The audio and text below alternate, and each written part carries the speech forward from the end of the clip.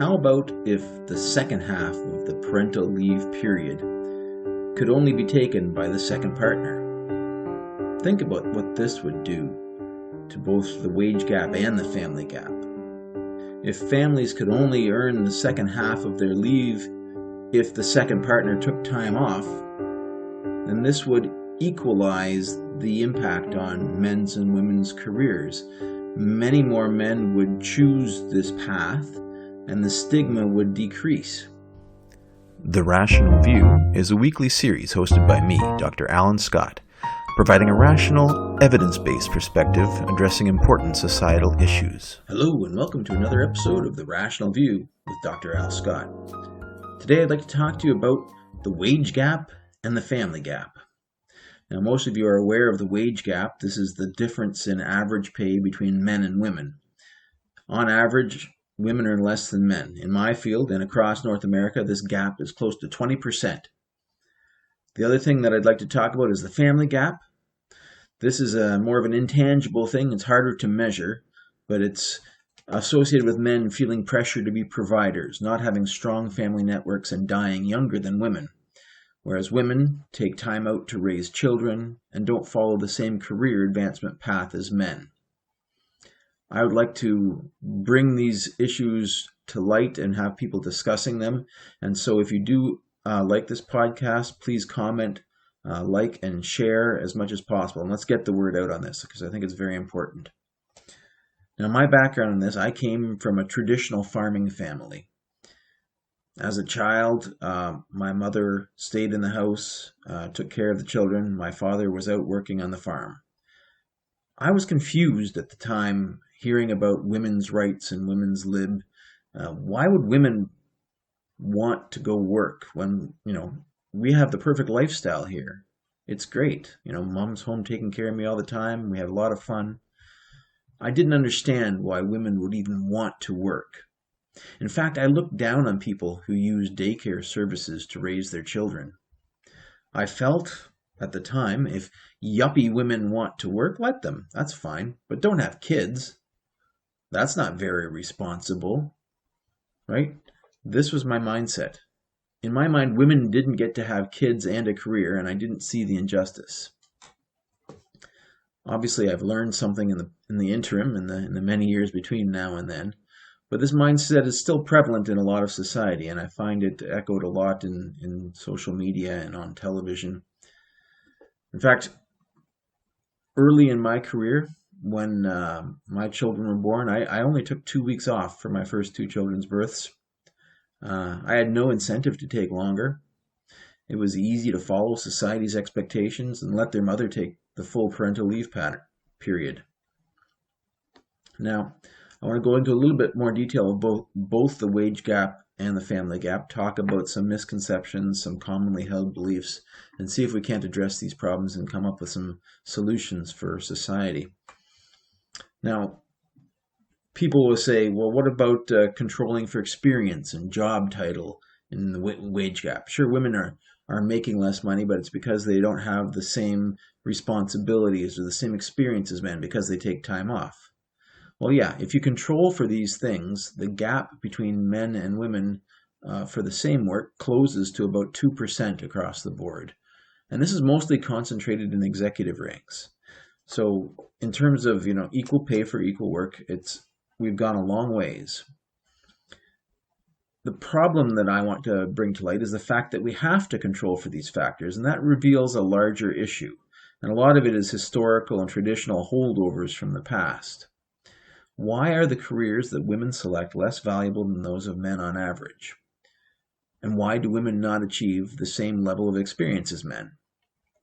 As I said, society has made great strides opening up the workforce to women, and this last 10% is going to be the most difficult because, many people think we are close enough to equality and they're not really motivated to continue. They say, I don't discriminate against women. Women have the same opportunities as me. And in fact, yeah, sure, equal pay for equal work has been implemented and carefully watched over in many workplaces where it's measured. But why are women getting paid less? Well, you may have heard of pink-collar jobs. These are traditional women's jobs like nursing and administrative assistants, that sort of thing. Why are these pink-collar jobs paid less than men's jobs with similar training and risk levels? Think about it. Why is nursing paid less than policing? Both have a similar level of risk in dealing with violent people, violent patients versus violent criminals. Both have a similar amount of training required to get into the field. Contrast also engineers and teachers. Engineers leave school with a bachelor's of engineering, whereas teachers have to get a master's degree before they enter the workforce. And yet engineers are paid more than teachers. I think part of the problem can be laid at the feet of inertia and tradition. In the past, employers were expected to pay men in quote-unquote men's jobs a living wage to maintain a family, whereas back in the day it was acceptable to give young single women less money for the short period of time that they worked prior to marrying. So this, I think, is largely a historical injustice that we should be aware of and we should strive to correct. This podcast brought to you by Kevin Scott, my brother and leader of the Effortless Alpha Brotherhood. Thanks for inspiring me to do this, bro. Now back to the podcast. I'd like to give you a little bit more detail on the family gap. And this, men, should be very important to you because it impacts men, I think, more than women, but it's not as tangible, as easily measurable as the wage gap. And I do think it obviously affects women as well. You've heard of the adage, you can't raise kids and get to the top. And a lot of people will say, well, that's why women aren't getting paid as much as men. They decide to take time out and raise a family. Women want to raise kids. It's their choice. Well, in a lot of cases, it takes two people to raise kids. Men also want to raise kids and have careers. Why do women's careers take the hit so much more frequently than men's? Now, there's a stigma for men to take parental leave, and this is part of the family gap. And many fathers would love the chance to stay home and bond with their young children, but it's just not done in the workforce. You're looked down upon if you take more than a couple weeks of leave. In Canada, women are guaranteed something like 6 months of leave, whereas men, as I say, only take a couple weeks. And I did that as well with my first two children. And this means women typically end up establishing the order of the household and are forced by inertia into handling all of the household responsibilities when they return to work. And this doesn't seem very fair, right? It's a very heavy load for women to have to bear to get the same opportunities as men. And men are, of course, happy to let them do that, but that's really not the right thing to be doing.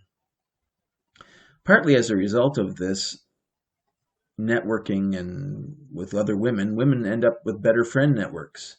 And this may be a factor in why they live longer. My wife, for example, makes all the play dates for my son with other moms.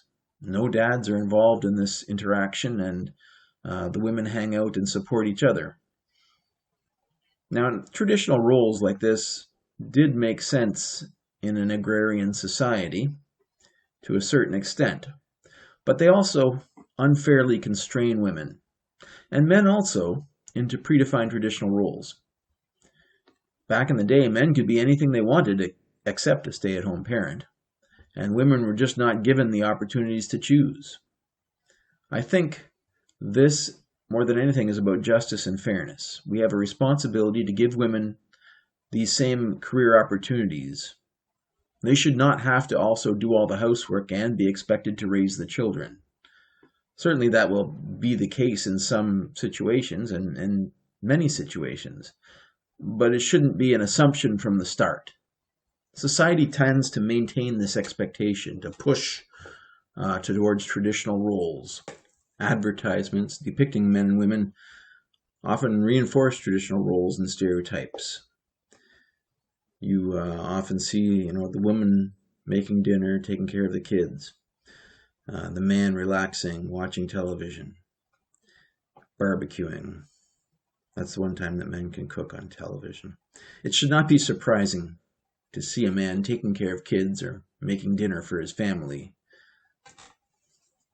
We start training kids early on their expected gender roles. This has become more of a thing These days, gender has become very important. There's gender reveal parties, and these things have become over the top, where pink or blue balloons are released to a group of breathless people waiting to find out what sex the kid's going to be.